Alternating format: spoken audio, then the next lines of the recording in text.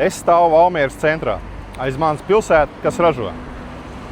Šeit no šīs vietas stikla šķiedra pārdod vairāk nekā 50 pasaules valstīs.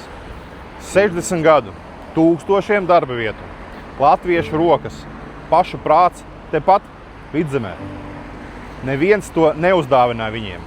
Neviena valsts barot un to neradīja. To uztaisīja paši valmierieši.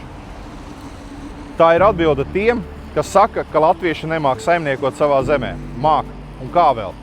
Vajag tikai vienu, lai netraucē, lai birokrāti regulas un saskaņojumi nenosmacē to, kas grib strādāt un radīt. Valmiera ir pierādījums, ka Latvija var ne par valsts naudu, ne ar darba grupām un padomēm, bet ar brīviem cilvēkiem, kuri uzņemas atbildību par savu rīcību un par savu darbu.